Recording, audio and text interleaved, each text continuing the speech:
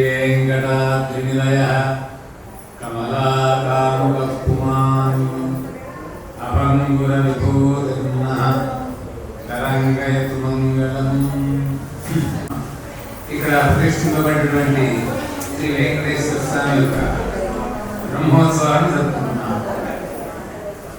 ఈ రోజుల్లో బ్రహ్మోత్సవాలు ఎక్కువ జరుపుకోవాలి వెంకటేశ్వర స్వామికి అంటే మొట్టమొదట ప్రతిష్ఠ. ఏ రోజునాడు ఇక్కడ కార్యక్రమం జరిగిందో, ఏ రోజునాడు ప్రతిష్ఠ చేసిందో దాన్ని ప్రారంభం చేసుకొని ప్రతి సంవత్సరం మనం బ్రహ్మోత్సవాలు చేసుకుంటాం. తిరుమలలో బ్రహ్మోత్సవాలు వెంకటేశ్వర స్వామికి ఎప్పుడు జరుగుతాయి నేను చెప్పాలి. శరన్నవరాత్రాలు ఎందుకు జరుగుతాయి అంటే వెంకటేశ్వర స్వామి కలియుగంలో కూడా వచ్చినటువంటి స్వామి యొక్క నక్షత్రం శ్రవణ నక్షత్రం కాబట్టి వారి పుట్టినరోజు పండుగగా తిరుమలలో కూడా బ్రహ్మోత్సవాలు చేస్తారు. వాటిని శరన్నవరాత్రాలు అంటారు. అంటే శరదృతువు ప్రారంభమయ్యాక 9 రోజులు అక్కడ బ్రహ్మోత్సవాలు జరుగుతాయి. అక్కడ ఎందుకు జరుగుతాయి అన్నాడు అంటే వారి యొక్క తిరునక్షత్రం శ్రవణ నక్షత్రం ఆ సంవత్సరంలో కూడా స్వామి ఆవిర్భవించారు కాబట్టి అక్కడ ఇక్కడ ఇక్కడ చేసుకుంటున్నాం అంటే ఇక్కడ మనం పరీక్ష చేసుకున్నటువంటి ఈ రోజు కాబట్టి చేసుకుంటాం. తర్వాత అక్కడ 24వ పుష్కరోత్సవం అంటున్నారు. అంటే 12 ఏళ్ళకి ఒకసారి పుష్కర అంటారు. ఏంటి 12 ఏళ్ళేది పుష్కర 10 ఏళ్ళు ఎందుకు కావదు, 15 ఎందుకు కావదు? నువ్వు చెప్పవద్దు, చెప్పండి. నీకు తెలిసినది చెప్తే అది కరెక్ట్ కదా. అవును, 12 ఏళ్ళు ఎందుకు 10 ఏళ్ళు కావదా, 16 కావదా, 20 ఏళ్ళు కావదా? 12 ఏళ్ళదే ఇంకా ఎందుకు అనేది నేను అడిగింది.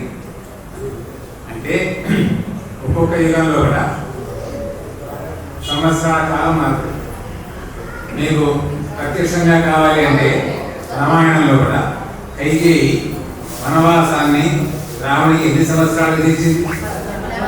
14 సంవత్సరాలు ఇచ్చింది. అది 14 కావాలి 12 అంటే ఆ యుగంలో కూడా త్రేతాయుగంలో కూడా 14 సంవత్సరాలు కనుక రాజ్యంలో ఉండకుండా పోతే రాజ్యాధికారం ఉంటుంది.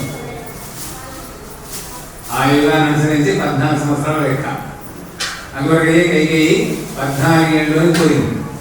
అప్పుడు 10, 12, 18, 20 సంవత్సరాలు అనలేదు.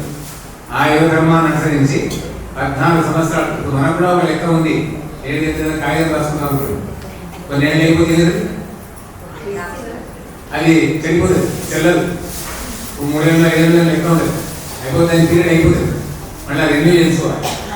అట్లనే ఒక్కొక్క యుగంలో కూడా ఒక్కొక్క ధర్మాన్ని అనుసరించి త్రేతాయుగంలో కూడా 14 సంవత్సరాలు కనుక రాజ్యంలో లేకుండా పోతే వాళ్ళకు రాజ్యాధికారం ఉండదు.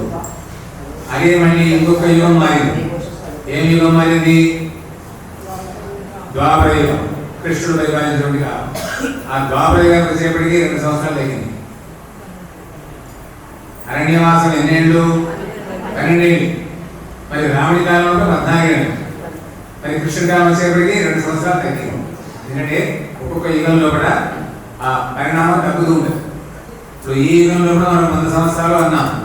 మరి అంతకుముందు 1000 ఏళ్ళు బతికినా ఉన్నాం, పుట్టినాం ఉన్నది. కాబట్టి యుగాన్ని అనుసరించి వయస్సు మారుతుంటుంది, ఆయుష్యము మారుతుంటుంది అన్నమాట. తర్వాత ఈ భగవంతునికి సంబంధించి 12 నామాలు అంటాం. అసలు వాస్తవానికి కేశవాది నామాలు ఎన్నో మీరు ఎక్కడెక్కడ ఎక్కడన్నా కేశవాయ స్థానాలయ స్థానాలు కేశవాయ స్థానాలయ స్థానాల వద్ద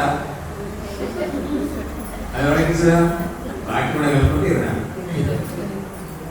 కేశవాయ స్థానాలయ స్థానాల గోవిందాయ కలుపుకుంటే కేశవ అందువల్ల నాకు ఆచరణ కోసంగా మంత్రం ప్రత్యేకించి ఉంది కాబట్టి అవి 3 విడిగా మీరు అనుకున్నాం. కానీ 12 నామాలు మనకు ఊర్ధ్వముండాలు కూడా 12 ఊర్ధ్వముండాలు పెట్టుకోవాలి.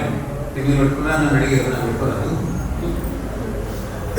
ఏంటంటే 12 ఊర్ధ్వముండాలు అంటే ఆ ఒక్కొక్క కుండ్రం ధరించినప్పుడు కేశవాయ మహా అనుకుంటూ ఎక్కడ కుండ్రం పెట్టుకోవాలి, అది లెక్క ఉంది. అంటే దామోదరాయ మహా వరకు 12 అయిపోతాయి. ఈ 12 చోట్ల కూడా 20 చేసుకుంటారు.